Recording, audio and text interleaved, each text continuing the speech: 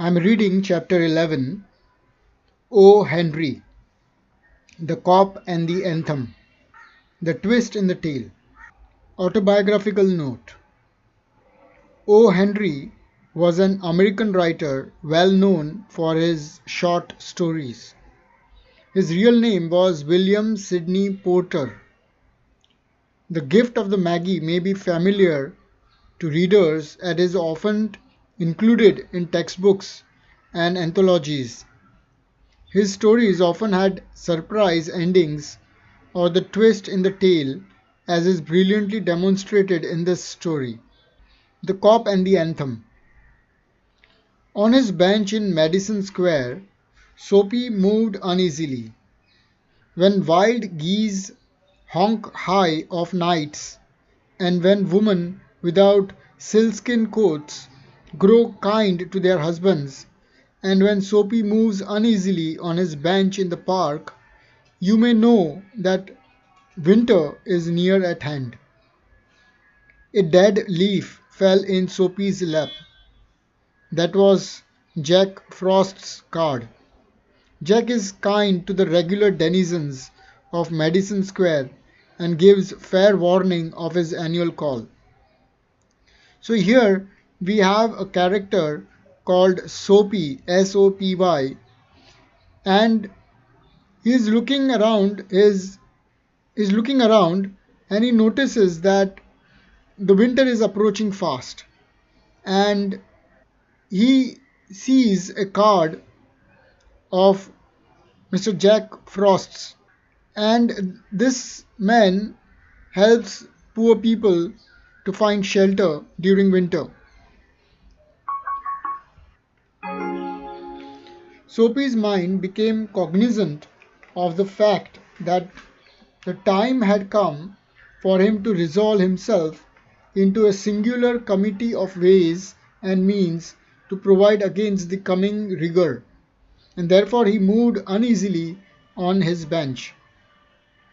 He knew he had to do something to find a means of shelter. The hibernatorial ambitions of Soapy were not of the highest. In them there were no considerations of Mediterranean cruises, of soporific southern skies drifting in the Vesuvian Bay. 3 months on the island was what his soul craved. 3 months of assured board and bed and congenial company, safe from bores and bluecoats, seemed to Soapy the essence of things desirable. Now, all that Soapy wanted was to get a shelter for 3 months of winter, and when he says that he wanted to be safe from bories and bluecoats, it means he wanted to be safe from policemen who would harass him if he was on the streets, and he wanted approximately 3 months to stay in a place where he would be taken care of. He did not want big Mediterranean cruises or going on a vacation, but all that he desired was a simple place to stay for 3 months of winter. For years, the hospitable Blackwells had been his winter quarters, just as his more fortunate fellow New Yorkers had bought their tickets to Palm Beach and the Riviera each winter. So Soapy had made his humble arrangements for his annual hijra to the island. And now the time was come. On the previous night, 3 Sabbath newspapers distributed beneath his coat, about his ankles, and over his lap had failed to repulse the cold as he slept on his bench near the spurting fountain in the ancient square. So the island loomed big and timely in Soapy's mind. He scorned the provisions made in the name of charity for the city's dependents. In Soapy's opinion, the law was more benign than philanthropy. There was an endless round of institutions on which he might set out and receive lodging and food accordant with the simple life. But to one of Soapy's proud spirit, The gifts of charity are encumbered. If not in coin, you must pay in humiliation of spirit for every benefit received at the hands of philanthropy. Wherefore, it is better to be a guest of the law, which, though conducted by rules, does not meddle unduly with gentlemen's private affairs. So, in this para, it states that Soapy, for many years, used to stay at Blackwell's quarters. This is a place where people are allowed to stay, that is, poor people. Now, it also brings about the condition of Soapy. He used to sleep on benches and he did not have any blanket to cover himself with. So he used to use newspapers, but even that newspaper had become soaked and it would no longer help him keep warm. And he also thought, in his opinion, he thought that if you go to such places where they give you lodging temporarily, then they would also demand other things of you. Whereas if you are a guest of law, that is, if you were sent to prison, then you would still get lodging and food with simple life, in simple ways, but they would not meddle or they would not interfere with your personal life. They would follow the rules set out by law. This is what he understood. Soapy, having decided to go to the island, at once set about accomplishing his desire. There are many easy ways of doing this. Here the island means prison. The pleasantest was to dine luxuriously at some expensive restaurant and then, after declaring insolvency, be handed over quietly and without uproar to policemen. An accommodating magistrate would do the rest. Now, he thought about first going to a lodging place where they would help you stay for at least cover your time of winter. But then on the other hand, he also thought that it's better to go to the prison. Island means a prison. So he thought of an idea that the easiest way to go to the island would be to dine at a luxurious place in a expensive restaurant and then not pay for the food, and those people at the restaurant would hand him over to the policeman and then the magistrate would sentence him to the prison. Soapy left his bench and strolled out of the square and halted at a glittering cafe, where are gathered together nightly the choicest products of the grape, the silkworm and the protoplasms. Now this is a very comical way of saying that he left the garden, the bench, and he strolled to the square where he saw a glittering cafe, a restaurant, and then he says that here the choicest product of the grape, meaning the best of the grape, that is best of peoples, high class people come. The silkworm are compared, I suppose, to women, and having wearing very good clothes, and the protoplasms. Soapy had confidence in himself from the lowest button of his waist upwards. If he could reach a table in the restaurant, unsuspected success would be his. The portion of him that would show above the table would raise no doubt in the waiter's mind. A roasted mallard duck, thought Soapy, would be about the thing with a bottle of Chablis, and then camembert, a demi-tasse, and a cigar. $1 for the cigar would be enough. The total would not be so high as to call forth any supreme manifestation of revenge from the cafe management, and yet the meat would leave him filled and happy for the journey to his winter refuge.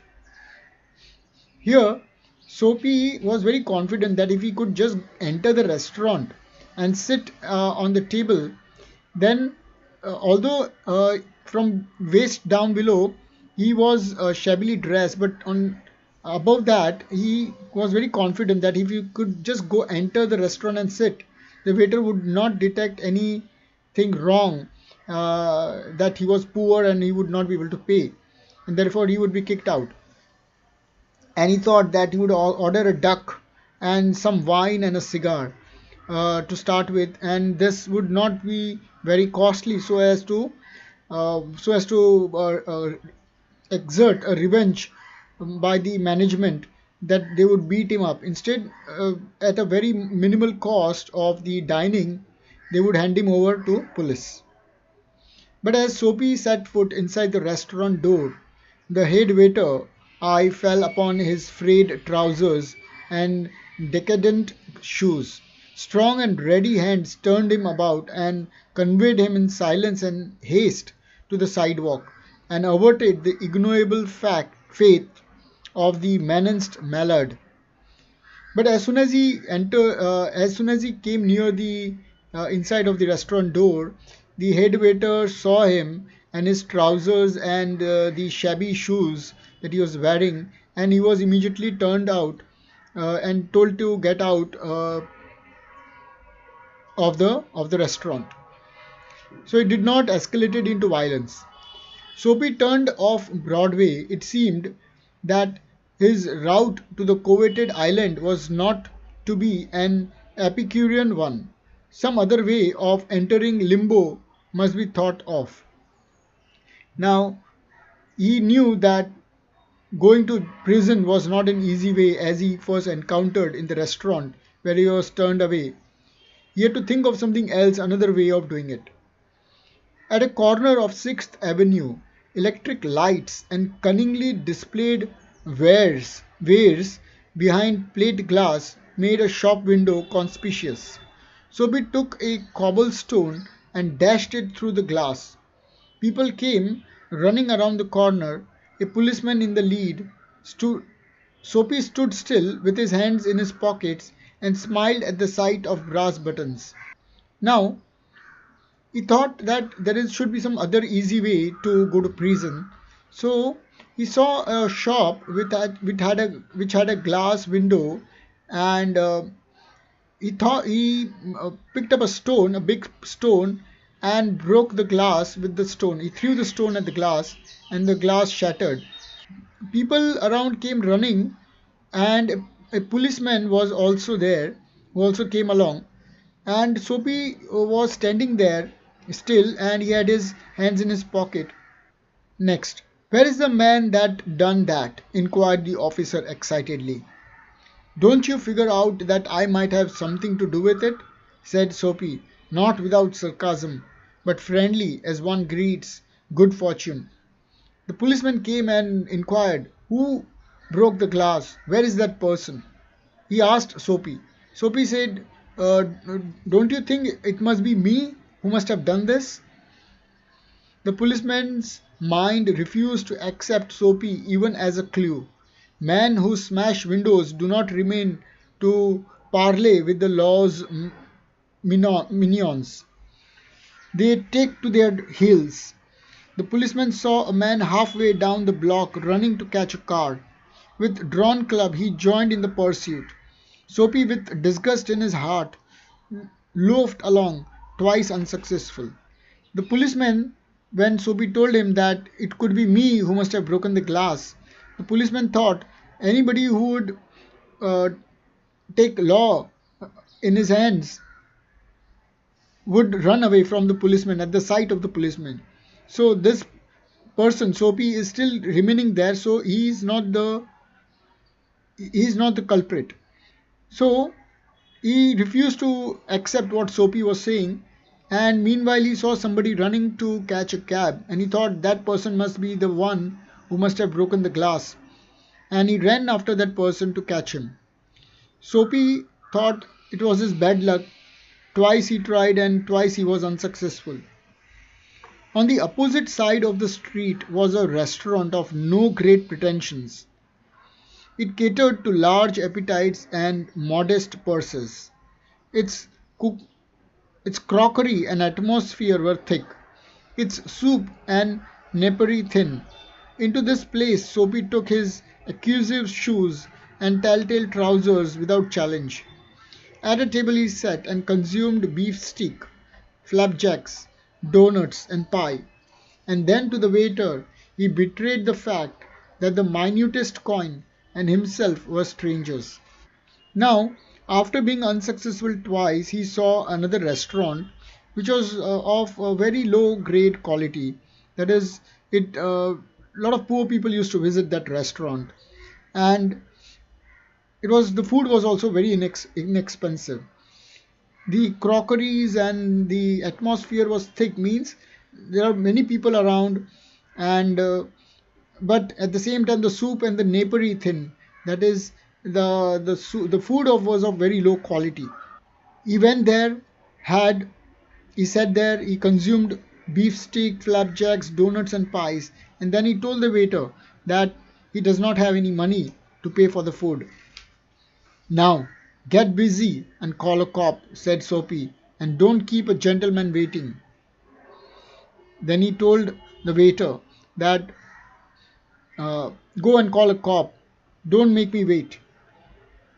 Next, the no cop for you, say, said the waiter with a voice like butter cakes and an eye like the cherry in a Manhattan cocktail. Hey, con, the waiter said that I will not call a cop on you. You are a con. You are a cheater.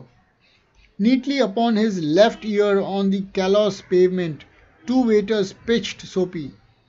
That is, they slapped him and punched him. He arose joint by joint as a carpenter's rule opens, and beat the dust from his clothes. He got up. He had a lot of pain. Joint by joint means a lot of pain, and he got up. He dusted his clothes. Arrest seemed but a rosy dream. He thought of being arrested, but it seemed far away. The island seemed very far away. The prison seemed very far away. A policeman who stood before a drug store 2 doors away laughed and walked down the street. 5 blocks Soapy travelled before his courage permitted him to woo capture again. This time the opportunity presented what he fatuously termed to himself a kinch. A young woman of a modest and pleasing guise was standing before a show window, gazing with a sprightly interest at its display of shaving mugs and inkstands, and 2 yards from the window a large policeman of severe demeanour leaned against a water plug. It was Soapy's design to assume the role of despicable and execrated masher. The refined and elegant appearance of his victim and the contiguity of the conscientious cop encouraged him to believe that he would soon feel the pleasant official clutch upon his arm that would ensure his winter quarters on the tight little isle. Now, having unsuccessfully tried to get caught by a policeman or to be handed over to a police, Soapy travelled for 5 blocks before he could think of planning to be arrested again. This time he saw a woman looking at inside a shop, and he thought that he would try and play some mischief with her, and a policeman would arrest him. Soapy straightened the lady missionary's ready-made tie, dragged his shrinking cuffs into the open, set his hat at a killing cant, and sided toward the young woman. He made eyes at her, was taken with sudden cuffs and hems, smiled, smirked, and went brazenly through the impudent and contemptible litany of the masher. With half an eye, Soapy saw that the policeman was watching him fixedly. The young woman moved away a few steps and again bestowed her absorbed attention upon the shaving mugs. Soapy followed, boldly stepping to her side, raised his hat and said, "Hey there, Bedilel, Bedilel, Bedelia, don't you want to come and play in my yard?" He's trying to attract her attention, and by doing that, because he was poorly clothed and that lady was well clothed and the policeman was watching, he thought that he would try to play some mischief and the policeman would arrest him. The policeman was still looking.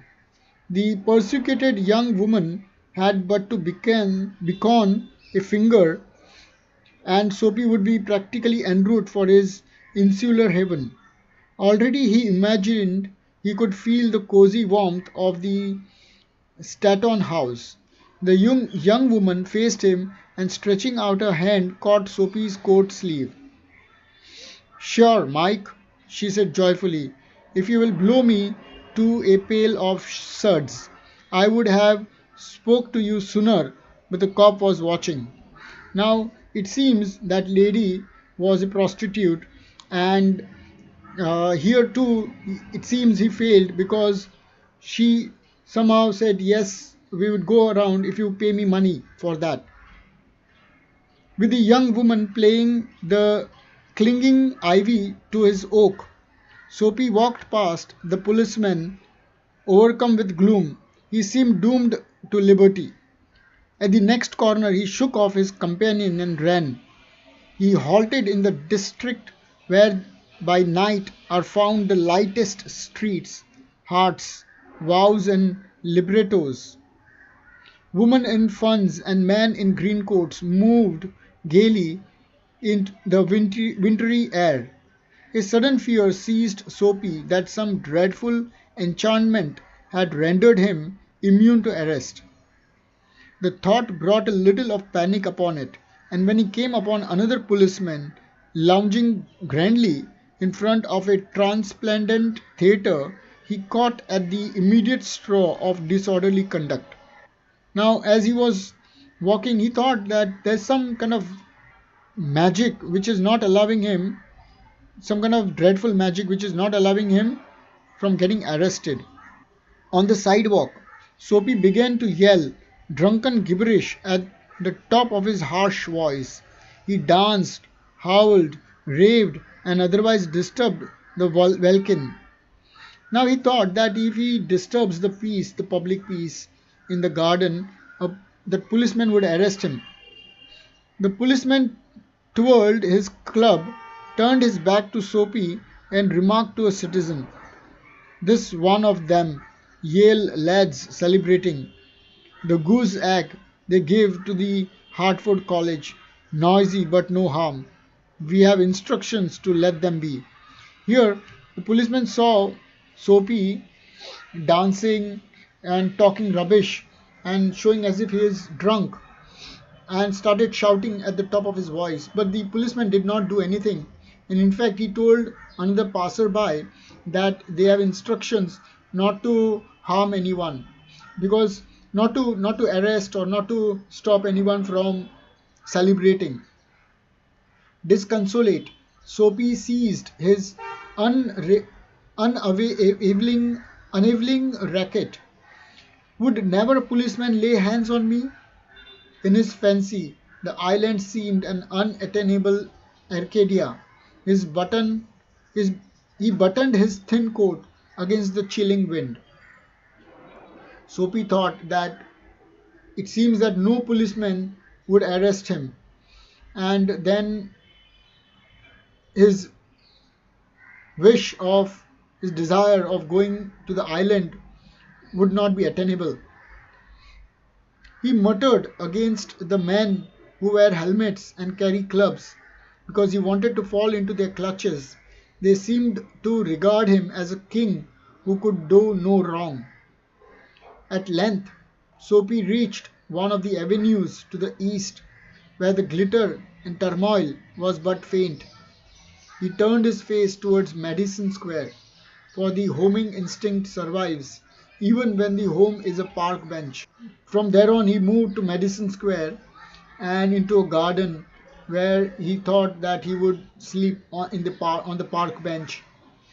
But on an unusual quiet corner, Soapy came to a standstill. Here was an old church, quaint and rambling and gabled. Through one violet stained window, a soft light glowed, where no doubt the organist loitered over the keys, making sure of his mastery of the coming Sabbath anthem. For there drifted out to Soapy's ears sweet music that caught and held him transfixed against the convolutions of the iron fence. Now, as he was sitting on the park, as he was going towards the park bench, there was a church from which he heard some kind of music being played on the piano, and he was transfixed. He was very happy to listen to that music. The moon was above, lustrous and serene. Vehicles and pedestrians were few. Sparrows twittered sleepily in the eaves. For a little while the scene might have been a country churchyard, and the anthem that the organist played cemented Soapy to the iron fence, for he had known it well in the days when his life contained such things as mothers and roses and ambitions and friends and immaculate thoughts and collars. Earlier Soapy was not that poor. He had family, he had he was able to think properly, he had good clothes to wear. And then when he heard about this music, all these thoughts came to his mind. The conjunction of Soapy's receptive state of mind and the influences about the old church wrought a sudden and wonderful change in his soul. He viewed with swift horror the pit into which he had tumbled, the degraded days, unworthy desires, dead hopes, wrecked faculties, and base motives that made up his existence. Listening to this music being played from the church, suddenly he realized what was he doing with his life. He had tumbled into degraded days, that is, earlier he was quite well off, and now where he has reached. What are his desires? They are unworthy. Nobody wants to go to prison. How can anybody have a desire to go to the prison? This is what he thought. And all his hopes had been dead. He did not have any hopes from life. And also in a moment his heart responded thrillingly to this noble mood. An instantaneous and strong impulse moved him to battle with his desperate fate. He would pull himself out of the mire. He would make a man of himself again. He would conquer the evil that he had taken possession of. He would conquer the evil that had taken possession of him. There was time. He was comparatively young yet. He would resurrect his old eager ambitions and pursue them without faltering. Those solemn but sweet organ notes had set up a revolution in him. Tomorrow he would go into the roaring downtown district and find work. A fur importer had once offered him a place as a driver. He would find him tomorrow and ask for the position. He would be somebody in the world. He would. And in that moment, I'm now trying to understand this particular paragraph. Now, this suddenly brought up quite a change in his thoughts. He said that he was very young. He thought about it, that he was very young and he still had a lot of time to change his old ways and do something in his life. So tomorrow he thought he will go to a person who had offered him a job as a driver. Soapy felt a hand laid on his arm. He looked quickly around into the broad face of a policeman. "What are you doing here?" asked the officer. "Nothing," said Soapy. "Then come along," said the policeman. "3 months on the island," said the magistrate in the police court the next morning. So it is quite an irony that when he thought of changing himself for the better, the policeman came and arrested him for no reason, just because he was sitting idle. And the magistrate also sent him to the prison on the very next day that he was presented. What does Soapy mean when he refers to the island? When Soapy refers to the island, he is meaning a prison where he would be assured of food and shelter from the harsh winter. Discuss the significance of the title of the story. The title of the story, The Cop and the Anthem. Anthem refers to the music that he heard. This is my interpretation. That was coming from the church, which changed him, which changed his mood to do better in his life. But then the cop came along and arrested him for no reason. Comment on O. Henry's presentation of Soapy. O. Henry, the author, has presented Soapy as a person who has lost all hopes from life, because he wants to go to the prison just so that he can spend 3 months from away from the harsh winter in a jail, in a prison. Soapy is quite dejected from life because he has lost all hopes, nothing to look forward to. Do you think this is a good short story? Give reason for your answer. Yes, this is a very good, comical, yet showing the real nature of the world as to how a person loses all hopes in the society. Although he is quite capable to work and do things in life, but people don't give opportunity. People are not given opportunity to do, even if they want to do something, they don't have opportunity, they don't have work. And therefore, they fall into all different bad habits and traps and crimes. And even the law and the government doesn't care about people as shown in the story. Although there is a comical twist to the story, yet there is a seriousness to it. From outside, when you are not in a position, if you are not in a place of Soapy, as he is, one can laugh at his situation. But when one is in his place, one looks at everything from that situation. You don't have anything, you don't have money, you don't have clothes, you don't have a shelter, a place to sleep. So all these kind of thoughts come just to protect your life from the harsh winter. But it's a sad fact, it's a sad reality of life. Thank you very much.